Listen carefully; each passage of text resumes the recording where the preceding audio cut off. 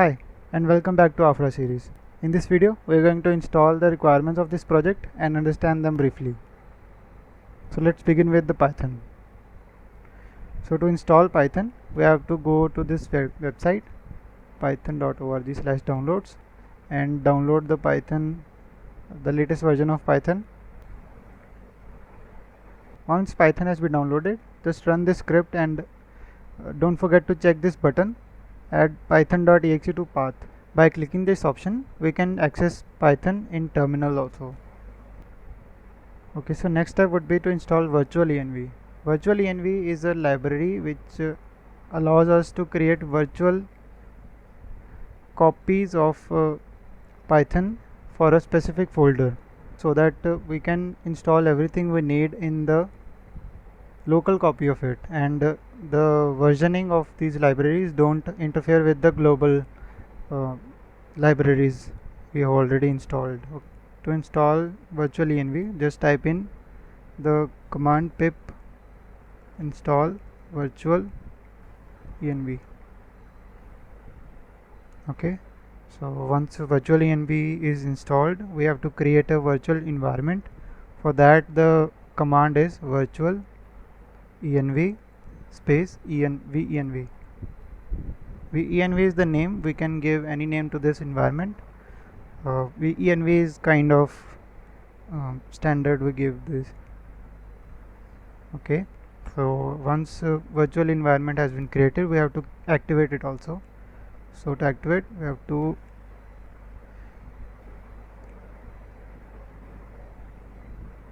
execute this. Okay, so venv has been activated now. The next library we have to install is Django. Pip install Django. There are many reasons that we are using Django as a backend framework. One being it's very structured and it provides us MVT architecture. MVT being model view template architecture.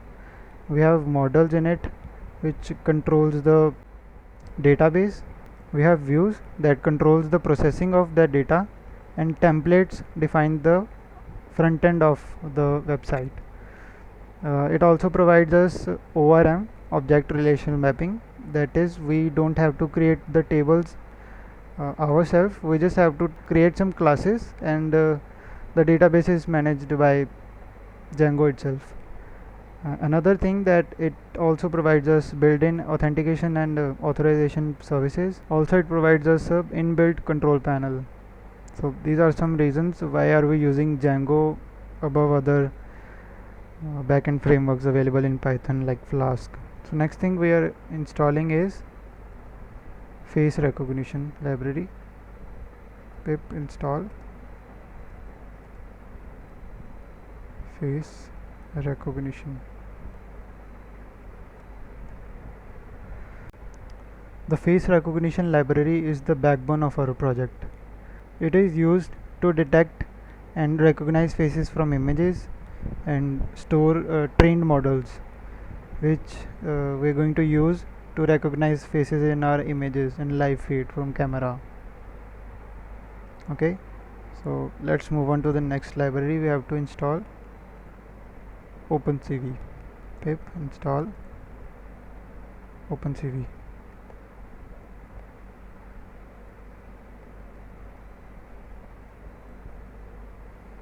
So this library is pretty famous for its face recognition and image handling features, but we are going to use it for the image handling only, because the face recognition library provides us better performance and accuracy. So to mention, face recognition library provides us 99.38% accuracy. So it's better to use face recognition for the face recognition and OpenCV for pictures only. So the next thing we need to install is Arduino IDE. For that we have to move to the website arduino.cc/software. So you can download it from here. We are going to use this IDE to program these.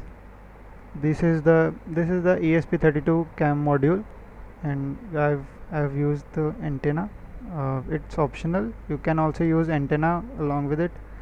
And one more thing we need to program this is this FTDI programmer. You have to get these two. These are the mandatory things. You also need to get the jumper wires, and optionally you can also get something like this. This is the PCB. Okay, so now that we have installed everything we need, let's initiate our project and type in the command Django admin start project AFRAAS. Okay, so it has created a bunch of files we need. The first thing is the AFRAAS. It is the entry point of our project. URLs, we can see the admin, so we have to go to the AFRAAS, cd AFRAAS. Now just type in python manage.py run server.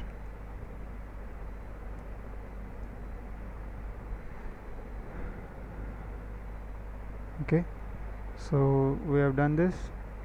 Once you run this command, our website will be live on this link, and this is the starting project Django provides us.